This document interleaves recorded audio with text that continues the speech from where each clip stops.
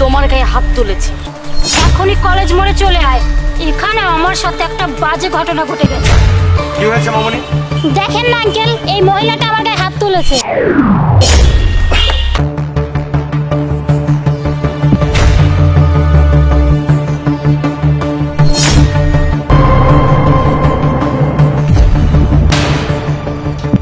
এই, আপনার সাহস হয় কিভাবে আপনি আমার গায়ে হাত তুলেন?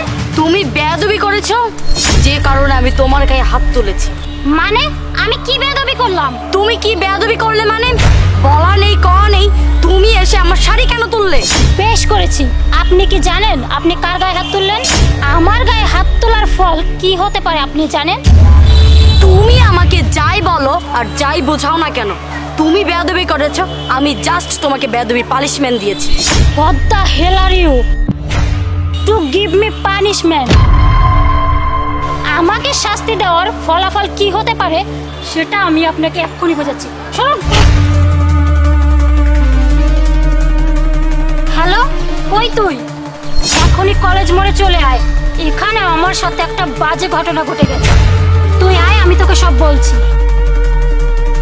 আসতে দেন আগে, তারপরে বুঝাবো মজা কাকে বলে। আরে কি হয়েছে? এই মহিলাটা আমার গায়ে হাত তুলেছে। কি? উনি তোমার গায়ে হাত তুলেছে? আরে আপনি ওর গায়ে হাত কেন তুলেছেন?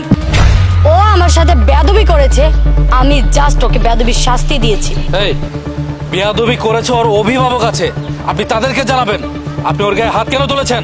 আরে আজব তো, আমি তো আপনাকে বললামই যে ও আমার সাথে বেয়াদবি করেছে, আমি জাস্ট ওকে বেয়াদবির পানিশমেন্ট দিয়েছি।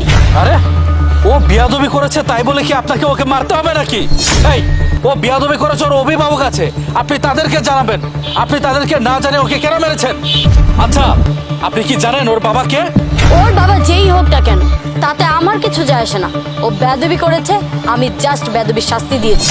বুঝতে পেরেছি, সোজা আঙ্গুলে ঘি উঠবে না, আঙ্গুলটা একটু বাঁকাতে হবে। এই তুই একটা কাজ কর, থানায় ফোন দে। হ্যাঁ তুই একদম ঠিক কথাই বলেছিস, এক্ষুনি উচিত শিক্ষা দেওয়াটা খুবই জরুরি, আমি ফোন দিচ্ছি।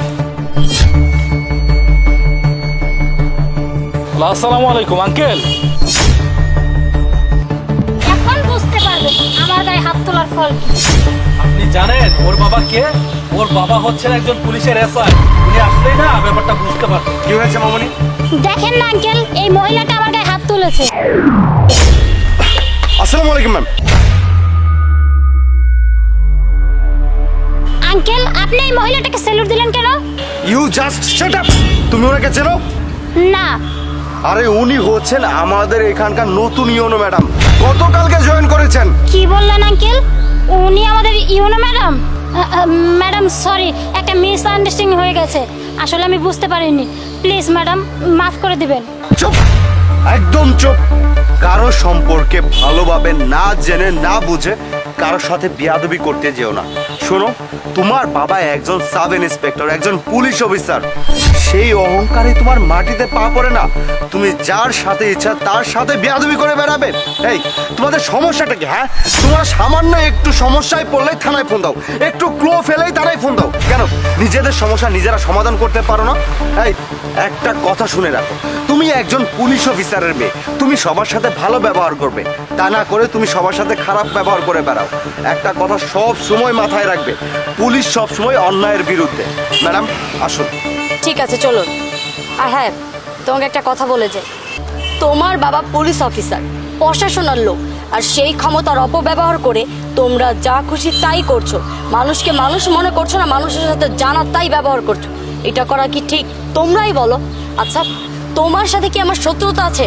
তোমার ফোনটা আমার পায়ের কাছে পড়ে গিয়েছিল, তুমি আমাকে বলতে পারতে, আমি সরে যেতাম। তা না করে তুমি কি করেছো? আমার শাড়ি তুলেছো। আর আমি তোমাকে কি করেছি? তোমার বেয়াদবির শাস্তিটা দেওয়ার চেষ্টা করেছি, আর তাতেই তুমি তোমার বাবাকে ফোন দিয়েছো। তুমি হয়তো বা ভুলে গিয়েছো যে তোমার বাবার উপরেও না বাবা আছে। একটা কথা সবসময় মাথায় রাখবে, পুলিশ সবসময় অন্যায়ের বিরুদ্ধে। ম্যাডাম আসুন। আর তোমাকে একটা কথা বলে যাই, এই ধরনের ব্যবহার কারোর সাথে করো না, তাহলে নিজেই ঠকে যাবে।